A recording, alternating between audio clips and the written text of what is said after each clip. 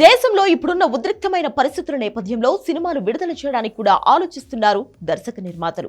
ఇలాంటి సమయంలో విడుదలైన సినిమాలకు సక్సెస్ మీట్ పెట్టడం అనేది సమంజసం కాదని చాలా మంది వాదన. అయితే ఎవరేమనుకున్నా కూడా నాని తన హిట్ 3 సక్సెస్ మీట్ పెట్టాడు.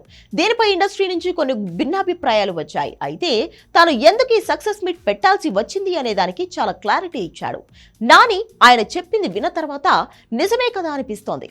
మే 1న విడుదలైన హిట్ 3 కేవలం వారం రోజుల్లోనే 120 కోట్లకు పైగా గ్రాస్ వసూలు చేసింది. నాని కెరియర్ లో బిగ్గెస్ట్ హిట్ గా నిలిచిన దసరా 64 కోట్ల షేర్ వసూలు చేస్తే హిట్ 3 ఇప్పటికే ఆ మార్క్ దగ్గరికి వెళ్తోంది. మరో 2-3 రోజుల్లో దసరాను క్రాస్ చేసి నాని కెరియర్ లో బిగ్గెస్ట్ హిట్ గా నిలవబోతుంది ఈ సినిమా. తాజాగా ఈ చిత్ర సక్సెస్ మీట్ లో నాని మాట్లాడిన మాటలు అందరినీ ఆలోచింపజేశాయి.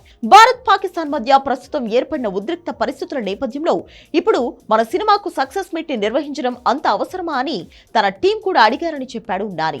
అప్పుడు తాను వాళ్లకు ఒక్కటే చెప్పానని, మన ఇండియన్ ఆర్మీ పాకిస్తాన్ చేస్తున్న ప్రతి చర్యకు 100 రెట్లు ఎక్కువ రియాక్షన్ ఇస్తుంది.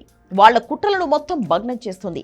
ఆ పాకిస్తాన్ నా కొడుకులను మా వల్ల ఒక సినిమా ఈవెంట్ రద్దు అయిందనే ఆనందం కూడా ఇవ్వకూడదనే ఉద్దేశంతోనే ఏ ఈవెంట్ ఏర్పాటు చేద్దామని చెప్పినట్లు తెలిపాడు నాని.